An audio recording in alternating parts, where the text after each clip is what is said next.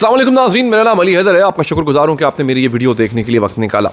एक फ़िल्म है, उसका नाम है जॉयलैंड। नाज़रीन, ये एक ऐसी मूवी है कि जिसके बारे में आगाज़ में ही कंट्रोवर्सी सामने आना शुरू हो गई और ये इतनी कंट्रोवर्शियल हो चुकी हुई है कि मैं ख़ुद भी इस पर बात करने पर मजबूर हूँ। और अगर आप मेरा ओपिनियन आप चाहते हैं, शुरू में भी आपको बता देता हूँ, मैं इस फिल्म के किरदारों के, इस फिल्म की कहानी के बेहद ख़िलाफ़ हूँ। मैं भी नहीं चाहूँगा ये फ़िल्म रिलीज़ हो और आप में से अक्सर पाकिस्तानी नहीं चाहेंगे हमारे पाकिस्तान में ये फ़िल्म रिलीज़ हो या इस टॉपिक पे बनने वाली कोई भी फ़िल्म रिलीज़ हो। हमारा पाकिस्तानी माशरा पहले ही इस वक्त खराफात में डूबा हुआ है और ये एक ऐसी खराफात है कि अगर ये हमने माशरे में आ चुकी है, आप सोच रहे होंगे यार किस पे बात करने जा रहा है। दोस्तों, हम जिन्स परस्ती में बात हो रही है और ये फ़िल्म बाकायदा तौर पे हम जिन्स परस्ती को प्रमोट कर रही है। उसको बड़ा ग्लैमराइज करके उसको शीशे के गुलदान में सजा के पेश कर रही है सोसाइटी को।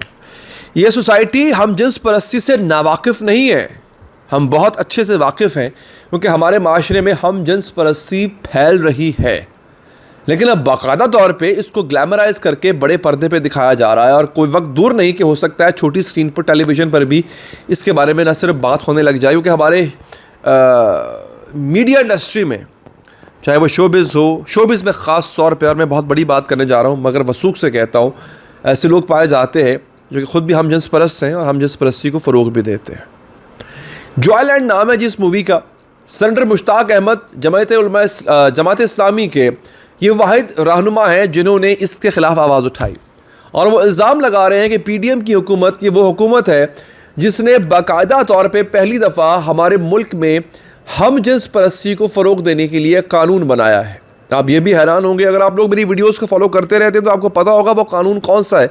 लेकिन मैं आपको अगले चंद मिनट में जॉयलैंड के हवाले से बताने के बाद आपको उस कानून का भी बताऊंगा जो कि मौजूदा हुकूमत ने पास किया है, जिससे हम जिन्स परस्त आपस में शादी भी कर सकते हैं। हम जिन्स परस्त अगर मेरी वीडियो देख रहे हैं तो बड़े खुश होंगे, लेकिन उसके अगले हिस्से में, लेकिन ये हिस्से में जो है वो मैं उनकी मुखालफत करूँगा, इस फिल्म की मुखालफत करूँगा। फिल्म की मुखालफत इस वजह से करूँगा, जॉयलैंड क्या कहती है ये मूवी जनाब, इसका प्लॉट क्या मैं आपको बता देता हूँ। प्लॉट ये है कि एक साहब है जो कि पैरों से अपाहज हैं, व्हील चेयर पर हैं वो, उनके दो बेटे हैं, राजपूत फैमिली से उनका ताल्लुक़ है और वो ख्वाहिश ये रखते हैं कि उनके दोनों बेटे जो हैं और उनकी बहुएँ वो उनको आगे पोते जो है वो दें। पोतियाँ नहीं, उनके घर में बेटी नहीं होनी चाहिए, पोता होना चाहिए, पोते होने चाहिए। उनके दोनों बेटों से उनकी ख्वाहिश है। लेकिन उनमें से जो उनका एक बेटा है वो अलीना खान नामी एक लड़की से, जो कि लड़की तो नहीं है, वो बेसिकली ख्वाजा सरा है, उससे मोहब्बत में गिरफ़्तार हो जाता है। ख्वाजा सरा से मोहब्बत में गिरफ़्तार हो जाता है ट्रांसजेंडर से, और वो वहाँ पे जो है उससे इश्क कर बैठता है, उससे शादी की ख्वाहिश कर बैठता है। स्टोरी आगे चली जाती।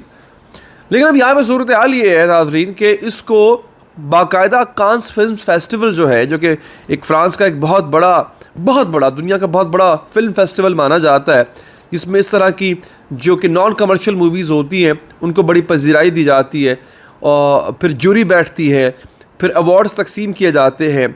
इस फिल्म को बाकायदा फ़्रांस में अवार्ड से, और एक नहीं बेशुमार अवार्ड्स से नवाजा गया। लिहाजा इसको पाकिस्तान की कामयाबी के खाते में डालने की कोशिश की गई और बाकायदा तौर पे इसको अब सिनेमा घरों में 18 नवंबर को 2022 18 नवंबर को रिलीज़ किया जाएगा।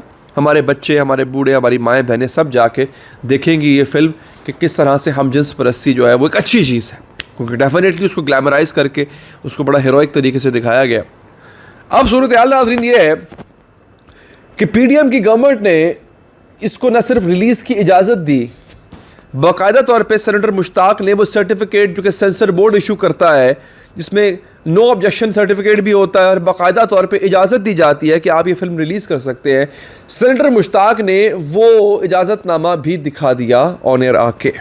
इसलिए मैं मज़ीद वसूख से कह रहा हूँ कि 18 नवंबर जो कि रिलीज़ डेट है इस मूवी की, इस PDM गवर्नमेंट ने इस मूवी को रिलीज़ होने की इजाज़त दी, जबकि इसके बरअक्स अगर आपको याद हो 1999 या 98 की बात है, एक किरदार था जावेद इकबाल के नाम से, एक शख्स था जिसने 100 बच्चों को कत्ल किया था, उनके साथ ज़्यादती करता था और तेज़ाब के भरे हुए ड्रम में उन बच्चों को डाल के मार देता था।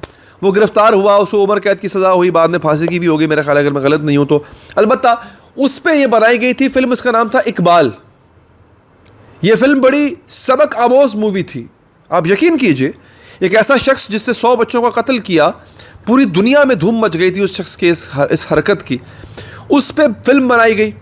और ज़ाहिरी बात है, उस फिल्म बनाई गई तो वो इबरत के लिए बनाई गई, ताकि लोग इबरत लें, क्योंकि उसको एंड में सजाए मौत होती है। उसको हीरो बना के पेश नहीं किया गया उस मूवी में। पाकिस्तान ने उस मूवी को रिलीज़ नहीं होने दिया, वो मूवी बैन कर दी गई। एक ऐसी मूवी जिसमें एक मुजरिम को इबरत का निशान बना के पेश किया जा रहा है, उस मूवी को बैन कर दिया जाता है। मगर एक ऐसी मूवी जो कि गेइज़म को, हम जिन्स परस्ती को फ़रोग़ दे रही है हमारे मुल्क में, उसको ना सिर्फ सेंसर बोर्ड हुकूमत वक्त इजाज़त देती है, बल्कि उसको प्रमोट भी किया जा रहा है। ये क्या मयार है हमारा, हम करना क्या चाह रहे हैं? अब तो मैं हैरान होता हूँ। यकीन कीजिए, बच्चों के कुछ कार्टून्स ऐसे हैं, बच्चों की कुछ एनिमेटेड मूवीज़ ऐसी हैं जहाँ पे हम जिन्स परस्ती को फ़रोग़ दिया जा रहा है। आपने अपने बच्चे को, अपने लड़के को लड़की से नहीं बचाना, या लड़के को लड़की से नहीं बचाना। अब दौर वो आ गया कि लड़के को लड़के से बचाना है, लड़की को लड़की से बचाना है आपने। ये वो दौर आ रहा है, बड़ा कड़ा दौर आ रहा है। और आखिर में मैंने आपको बताना था, वादा किया था कि आपको बताऊंगा कि मौजूदा हुकूमत ने हम जिन्स परस्ती को फ़रोग़ देने के लिए बाकायदा कानून साजी की है। वो कानून साजी क्या है वो आप सुन के हैरान हो जाएंगे नाज़रीन। मैंने पहले भी इस पर मुतादिद वीडियोज़ बना चुका हूँ, याद दहानी के लिए दोबारा सुन लीजिए। कानून साजी ये है, ये अलबत्ता इस पर भी चूँकि हम जैसे लोगों ने शोर मचाया तो इस पर भी अब नज़रसानी होने जा रही है। कानून ये बनाया इन्होंने, कहा कि जनाब कि अगर आप नादरा में जाते हैं ID कार्ड बनवाने के लिए, तो आपसे आपकी जिन्स का सबूत नादरा नहीं मांगेगा कि आपकी जिन्स क्या है, आपका सेक्स क्या है, जिन्स क्या है, मर्द है या औरत है। आप जो नादरा को बताएंगे वो लिख देगा। अब ID कार्ड बनवाने गए या तब्दील करवाने गए, या आप तब्दील करवाना चाहते हैं, तो आप नादरा के अफसर के पास गए, आपने कहा जनाब कि मेरा नाम है, फ़र्ज़ कीजिए कुछ भी नाम है आपका, अली नाम है आपका नाम आसिम है, आमिर है, कुछ भी आपका नाम है, और आपने जाके कहा कि जनाब नाम मेरा ये, मगर मैं ख़ुद को अंदर से औरत महसूस करता हूँ, लिहाजा मेरी जो जिन्स है वो औरत लिख दीजिए। वो लिख देंगे, ये कानून था। औरत कहती है मैं अंदर से मर्द महसूस करती हूँ ख़ुद को, वो मर्द लिख देंगे। अब आप सोच रहे होंगे इससे हम जिन्स परस्ती को फ़रोग़ कैसे मिलता है?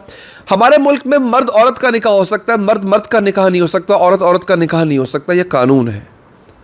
लेकिन अगर दो मर्द आपस में शादी करना चाहें और उनमें से कोई एक मर्द नादरा में जाके ख़ुद को अपना नाम भले ही वो तब्दील ना करे, लेकिन अगर वो सिर्फ अपना जो जिन्स है वो औरत लिखवा दे, तो वो दो मर्द आपस में शादी कर सकेंगे। भला कैसे?